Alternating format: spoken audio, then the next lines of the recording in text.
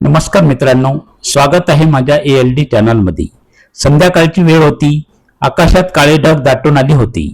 समीर ऑफिसमधून आला तेव्हा तो नेहमीपेक्षा थोडा घाईत वाटत होता। त्याने रेनकोट सोफ्यावर फेकला आणि सईला म्हणाला, सई, एक कप कडक चहा मिळेल का? खूप डोकं दुखतंय। सई हसून स्वयंपाकघरात गेली। समीरने त्याचा फोन सोफ्यावरच्या उशीखाली अर्धवट लपवल्यासारखा ठेवला आणि तो फ्रेश व्हायला गेला। सई चहा गाळत असतानाच हॉलमध्ये फोनची व्हायब्रेशन झाली। झूम।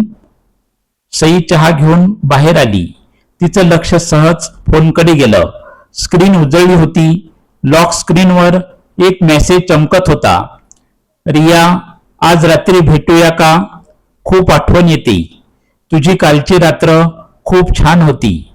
सईच्या हातातला ट्रे थरथरला। कप मधील चहा रकाबीत सांडला। कालची रात्र? काल तर समीरने सांगितलं होतं की ऑफिसमध्ये लेट सिटिंग आहे। तो रात्री 11:30ला घरी आला होता। मग तो रियाला कधी भेटला? तितक्यात समीर बाथरूम मधून बाहेर आला। त्याने सईच्या हातातील थरथरणारा ट्रे पाहिला आणि मग सईची नजर जिथे खेळली होती त्या फोनकडे पाहिलं। समीरच्या चेहऱ्यावरचा रंग उडाला। त्याने झडप घालून फोन उचलला। सई, चहा सांडलाय ग, तुझं लक्ष कुठे आहे? समीरने सावरून नेण्याचा प्रयत्न केला। समीर, रिया कोण आहे? सईने थेट विचारलं। तिचा आवाज कापत होता। समीरने एक क्षण नजर चोरली। तो फोन खिशात टाकत म्हणाला, कोणी नाही ग, ऑफिस मधली क्लायंट आहे। डोकं नको खाऊ, आधीच खूप ट्रेस्ड आहे। तो चहाचा कप न उचलताच दुसऱ्या खोलीत निघून गेला आणि त्याने दरवाजा बंद करून घेतला। सई तेथे सुन्न उभी राहिली। बाहेर विजांचा कडकडाट सुरू झाला होता। समीरने दरवाजा कालावून घेतला। तो क्लायंटला मिस यूचे मेसेज का करतोय? आणि सर्वात महत्वाचं म्हणजे समीरने सईच्या डोळ्यात डोळे घालून खोटं का बोललं? ही कथा शेवटपर्यंत नक्की पहा। त्या रात्री समीर पांघरून ओढून झोपला खरा, पण सईच्या काळजात संशयाची ठिणगी पडली होती। अंधारात समीरच्या फोनची स्क्रीन पुन्हा एकदा लुकलुकली। त्याने हळूच मेसेज टाईप केला, सईला संशय आलाय, आता जपून राहावं लागेल। सईने अंधारात हे पाहिलं होतं। तिला जाणवलं की ज्या माणसासोबत तिने 7 वर्ष घालवली तो आज अचानक एखाद्या अनोळखी रहस्यासारखा वाटू लागला होता। एका मेसेजने त्यांच्या सुखी संसाराच्या भिंतीला तडा गेला होता। समीर खरोखरच खोटं बोलत आहे का? रिया आणि समीर मध्ये काल रात्री नक्की काय झालं होतं? समीरने सईला सत्य सांगण्याऐवजी लपवाछपवी का सुरू केली? ही कथा शेवटपर्यंत नक्की पहा। आवडली तर चॅनलला लाईक करा, शेअर करा, सबस्क्राईब करा। बाहेरचा पाऊस थांबला होता, पण सईच्या मनातल्या विचाराचं चक्र थांबायला तयार नव्हतं। समीर गाढ झोपला होता, पण सईचे डोळे छताकडे खिळले होते। पहाटे 3 वाजले होते। सईने हळू समीरकडे पाहिले। त्याचा फोन उशी शेजारीच होता। तिने थरथरत्या हाताने तो उचलला। रियाचे मेसेज वाचण्याची तिची तीव्र इच्छा होती, पण फोनला फिंगरप्रिंट लॉक होते। तिने समीरचा अंगठा हळूच फोनवर टेकवण्याचा प्रयत्न केला, पण समीरने झोपेतच कूच बदलली। सईची भीती अनावर झाली आणि तिने फोन जागेवर ठेवून दिला। दुसऱ्या दिवशी सकाळी समीर नेहमीपेक्षा लवकर आवरून तयार झाला। त्याने आरशासमोर उभं राहून स्वतःला नीट न्याहाळलं, अत्तर मारलं आणि घड्याळ लावताना गुणगुणू लागला। सईला हे सगळं नवीन होतं। आज लवकर निघतोयस? सईने कोरड्या स्वरात विचारलं। हो, आज रियासोबत एक महत्वाची मीटिंग आहे। कदाचित यायला उशीर होईल, तू वाट पाहू नकोस। समीरने सईच्या कपाळावर हलकी पापी घेतली आणि तो निघून गेला। सईला त्या स्पर्शातही आज खोटेपणा जाणवला। रियासोबत मीटिंग? तिने ठरवलं आज काय ते आरपार पाहायचंच। तिने शेजारच्या काकूकडे आपली मुलगी रिया, योगायोगाने मुलीचं नावही रियाच होतं, पण समीर ज्या रियाबद्दल बोलत होता ती वेगळी होती। रियाला सोडलं आणि समीरचा पाठलाग करायला निघाली। तिने एक टॅक्सी केली आणि समीरच्या कारचा पाठलाग सुरू केला. समीर ऑफिसला न जाता एका आलिशान कॅफे बाहेर थांबला. सईने टॅक्सीतून पाहिलं, एक अत्यंत सुंदर तरुण मुलगी तिथे आधीच बसली होती. तिने पांढऱ्या रंगाचा ड्रेस घातला होता. समीर जवळ जाताच तिने त्याला हसून मिठी मारली. सईच्या काळजाचा ठोका चुकला. डोळ्यासमोर अंधारी आली. तिने लांबूनच पाहिलं. समीर त्या मुलीला काहीतरी कागद दाखवत होता आणि ती मुलगी लाजत होती. थोड्या वेळाने त्या मुलीने समीरच्या हातावर हात ठेवला. सईला आता सहन होत नव्हतं.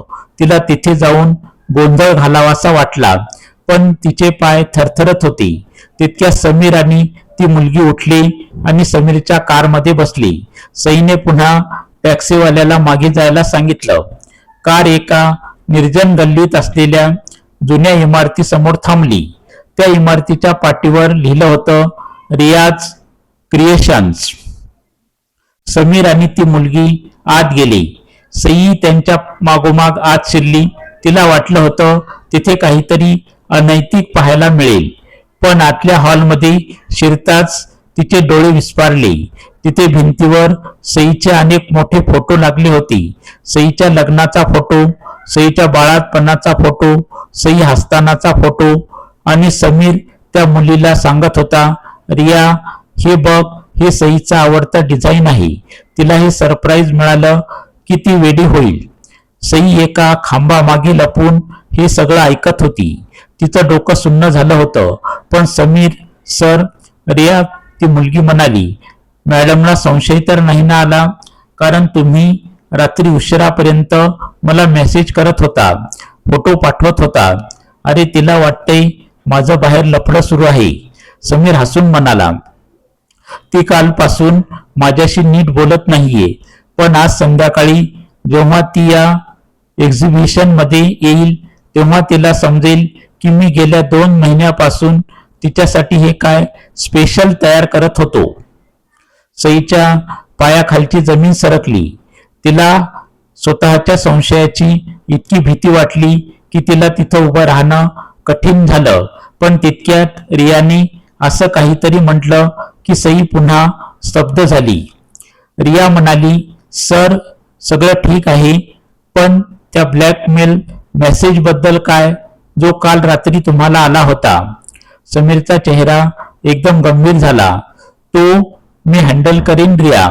सईला त्याबद्दल काहीच कळता कामा नाही, नाहीतर सगळं संपेल.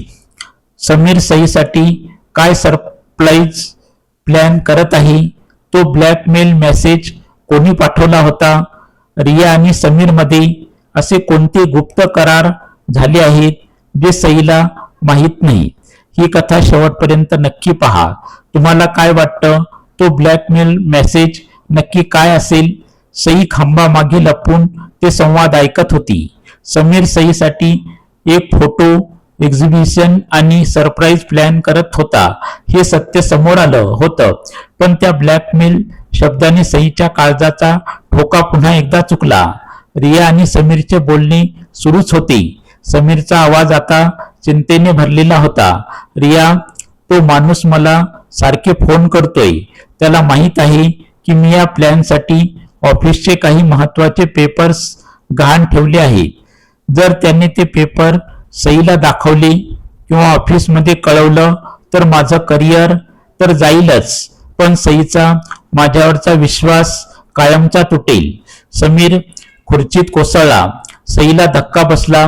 समीरने तिच्या सरप्राईजसाठी स्वतःचे करिअर धोक्यात घातली होती.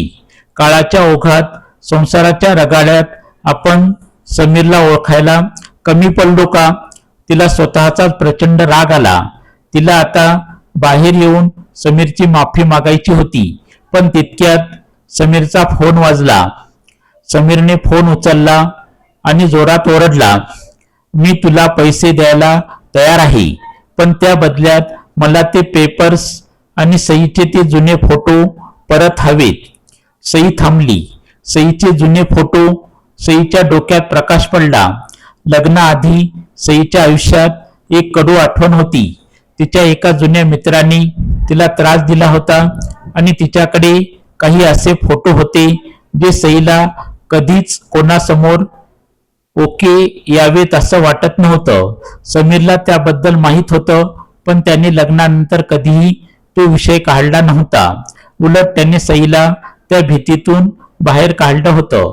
म्हणजे तो माणूस आता समीरला ब्लॅकमेल करत होता. समीर हे सगळं एकटाच सोसत होता. समीर आणि रिया तेथून बाहेर पडली. सईने ठरवलं की आता लपून राहण्यात अर्थ नाही. ती टॅक्सी करून त्याच्या मागोमाग गेली. समीर एका जुन्या गोदामापाशी थांबला होता. तिथे एक सावलीसारखा माणूस उभा होता. आणलेत पैसे? त्या माणसाने विचारलं. समीरने पैशाची बॅग पुढे केली. हे घे आणि ते फोटो आणि पेपर्स मला दे. त्या माणसाने हसून बॅग घेतली, पण पेपर्स देण्याऐवजी त्याने एक चाकू काढला. समीर सर, तुम्ही खूप भोळे आहात. हे पेपर्स तर आता मी तुमच्या बायकोलाच पाठवणार. हे ऐकताच सईला राहवलं नाही. ती धावत पुढे आली आणि मोठ्याने ओरडली, थांब, तुला जे करायचंय ते कर, पण माझ्या पतीला त्रास द्यायचा नाही. समीर सईला तिथे बघून सुन्न झाला. सई, तू इथे कशी? सईने रडत रडत त्या माणसाच्या हातातून ते पेपर्स हिसकावून घेण्याचा प्रयत्न केला. झटापटीत समीरने त्या माणसाला पकडलं. तितक्यात लांबून पोलिसाच्या सायरनचा आवाज आला. रियाने आधीच पोलिसांना कळवलं होतं. तो ब्लॅकमेलर पकडला गेला. पोलीस त्याला घेऊन गेली. शांतता पसरली होती. समीर घाबरलेल्या अवस्थेत सईकडे पाहत होता. त्याला वाटलं सई आता त्याच्यावर खूप रागवेल. सई, मला माफ कर. मला तुला हे सगळं सांगायचं नव्हतं. मला वाटलं मी ते हँडल करेन. समीर गुदमरलेल्या आवाजात म्हणाला. सईने समीरच्या ओठावर हात ठेवला. समीर, माफी मी मागायला हवी. मी तुझ्यावर संशय घेतला. एका मेसेजमुळे मी आपलं 7 वर्षाचं नातं विसरून गेले होते. तू माझ्यासाठी इतका मोठा धोका पत्करलास आणि मी सईला बोलवेना. समीरने तिला जवळ घेतलं. सई, सोशल मीडियाने आपल्याला जगाशी जोडलंय खरं, पण कधी कधी ते आपल्या जवळच्या माणसामध्ये भिंती उभ्या करतं. जर आपण एकमेकाशी बोललो असतो तर हे वादळ आलंच नसतं. त्या रात्री त्या जुन्या इमारतीत सईच्या फोटोचं प्रदर्शन भरलं नव्हतं, पण सई आणि समीरच्या नात्यात विश्वासाचा एक नवा प्रकाश पडला होता. समीरने दिलेल्या तो मिस यू चा मेसेज रियाला डिझायनरला होता, कारण त्याला कामाची घाई होती, पण सईने तो स्वतःसाठी घेतला होता. एका मेसेजने संसाराचे जहाज डगमगले होते खरे, पण संवाद आणि प्रेमाच्या जोरावर ते पुन्हा एकदा सुखरूप किनाऱ्यावर लागले होते. सोशल मीडियाच्या युगात एखादा मेसेज किंवा नोटिफिकेशन संशयाचं बीज पेरू शकतं. अशा वेळी पाठलाग किंवा तपास करण्यापेक्षा संवाद साधणे हे सुखी संसाराचे गमक आहे. त्या रात्रीच्या थरारानंतर सई आणि समीर घरी परतले खरे, पण कथेचा शेवट तिथेच झाला नव्हता.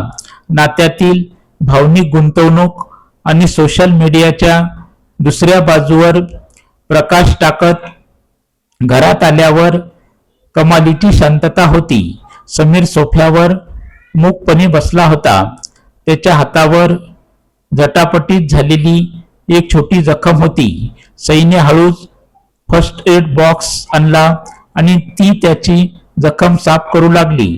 दोघांच्या डोळ्यातून पाणी वाहत होतं, पण शब्द सुचत नव्हते. समीर, सईने शांतता तोडली. तू हे सगळं इतके दिवस कसं सोसलंस? तो माणूस तुला मेसेज करून धमकावत होता आणि तू माझ्यासमोर हसत होतास. समीरने सईचा हात हातात घेतला. सई, सोशल मीडियावर आपण जे आयुष्य दाखवतो ते नेहमीच खरं नसतं, पण आपलं नातं त्या फिल्टर्सपेक्षाही खरं आहे असं मला वाटायचं. तुला त्या जुन्या फोटोचा त्रास होऊ नये म्हणून मी स्वतःला धोक्यात घातलं. रियाने मला खूप मदत केली. ती फक्त डिझायनर नाही, तर ती माझ्या एका जुन्या मित्राची बहीण आहे म्हणून मी तिच्यावर विश्वास ठेवला. सईला आता सर्व उलगडा झाला होता. तो आज रात्री भेटूया चा मेसेज समीरला त्या ब्लॅकमेलरने पाठवायला लावला होता, जेणेकरून तो समीरला गोदामात बोलावू शकेल. समीरने सईला मेसेज वाचताना पाहिलं होतं, म्हणून त्याने सईला संशय आला असं रियाला कळवलं होतं. कारण त्याला वाटलं सईला भीती वाटेल. सई सोशल मीडियामुळे आपल्यात दुरावा निर्माण झाला, कारण आपण एकमेकांचे स्टेटस पाहत होतो पण एकमेकांचे चेहरे वाचायला विसरलो होतो. समीर भाऊक होऊन म्हणाला. सईने त्याचा फोन उचलला आणि त्याचा पासवर्ड पुन्हा एकदा जुना सई असं नाव असलेला सेट केला. समीर आजपासून आपल्यात पासवर्ड नसेल. संशय तिथेच येतो जिथे लपवण्यासारखं काहीतरी असतं. पण कथेचा शेवट एका लहानशा ट्विस्टने होतो. दुसरे दिवशी सकाळी समीर ऑफिसला गेला. सईने घर साफ करताना समीरचा तो जुना रेनकोट उचलला, जो त्याने त्या पहिल्या दिवशी सोफ्यावर फेकला होता. त्याच्या खिशात एक कागदाची चिठ्ठी होती. सईने ती उघडली. त्यावर लिहिलं होतं, समीर, मी हा खेळ इथे संपवत नाहीये. तुझ्या पत्नीला तू वाचवलंस, पण तुझ्या लॅपटॉप मधील त्या विशिष्ट फोल्डरचं काय, जे तू सोशल मीडियावरून कधीच डिलीट करू शकणार नाहीस. सई थबकली. तिने समीरचा लॅपटॉप उघडला. तिथे एक फोल्डर होतं, ज्याला पासवर्ड होता. सईच्या मनात पुन्हा धडधड सुरू झाली. तिने विचार केला, पुन्हा संशय की पुन्हा विश्वास. तिने तो लॅपटॉप बंद केला आणि कचऱ्याच्या डब्यात ती चिठ्ठी फाडून टाकली. तिने ठरवलं की ती समीरला हे विचारणार नाही, तर त्याच्यावर विश्वास ठेवेल. 10 मिनिटांनी समीरचा फोन आला. सई, मी लॅपटॉपवर एक व्हिडिओ फोल्डर सेव्ह केलाय. त्याचा पासवर्ड तुझा वाढदिवस आहे. आपल्या लग्नापासूनचे सगळे आनंदी क्षण मी त्यात एकत्र केले आहेत. रात्री एकत्र बसून पाहूया का? सईच्या डोळ्यात आनंद अश्रू आले. संशयाने ज्या फोल्डरला रहस्य मानलं होतं, विश्वासाने तिथे प्रेम शोधलं होतं. सोशल मीडियाच्या मायाजालात संशयाचे अनेक मेसेज येतील, पण जोडीदाराच्या डोळ्यातील विश्वास वाचता आला की कोणतंही वादळ संसाराला स्पर्श करू शकत नाही. संशय हा मानवी स्वभाव आहे, पण तो वाढवायचा की संवादाने संपवायचा हे आपल्या हातात असतं. सोशल मीडिया हे शस्त्र आहे. ते नातं जोडण्यासाठी वापरावं, तोडण्यासाठी नाही. या कथेचा समारोप आपल्याला आयुष्याचं एक मोठं सत्य शिकवून जातो.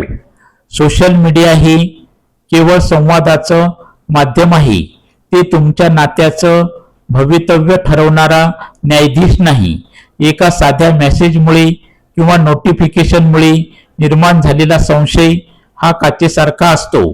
तो जर वेळीच आवरला नाही तर तो नात्याचे तुकडे करू शकतो. संवादाची शक्ती. जेव्हा मनात शंका येते तेव्हा तपास करण्यापेक्षा संवाद साधणे केव्हाही श्रेष्ठ. शब्दाशिवाय मौन फक्त दुरावा वाढवतं. विश्वासाचा पाया. जोडीदाराच्या चारित्र्यावर संशय घेण्यापूर्वी त्याच्या प्रेमावर आणि आजवरच्या प्रवासावर विश्वास ठेवायला शिका. डिजिटल मर्यादा. मोबाईलचे पासवर्ड नात्यात अडसर ठरू नयेत, म्हणून खरी पारदर्शकता पासवर्ड शेअर करण्यात नाही, तर एकमेकासमोर मन मोकळं करण्यात असते. संधी द्या. प्रत्येक नात्यात चढ उतार येतात, पण संशयाच्या वादळात वाहून न जाता एकमेकांना सावरून घेणं हेच खऱ्या सुखी संसाराचं गुपित आहे. लक्षात ठेवा, तुमच्या मोबाईलच्या स्क्रीनवर दिसणाऱ्या जगापेक्षा तुमच्या शेजारी बसलेल्या माणसाचं मन जास्त महत्वाचं आहे. संशयाचा मळप दूर करा आणि विश्वासाची पहाट फुलवा. ही कथा जर तुम्हाला आवडली असेल तर कृपया माझ्या चॅनलला लाईक करा, शेअर करा चॅनलवर नवीन असताल तर चॅनलला सबस्क्राईब करा. ही कथा तुम्हाला कशी वाटली ते कमेंटमध्ये लिहायला विसरू नका. सर्वजण आपल्या तब्येतीची काळजी घ्या. पुन्हा भेटूया नवीन कथेसह. तोपर्यंत धन्यवाद. नमस्कार. जय हिंद, जय महाराष्ट्र, जय भारत.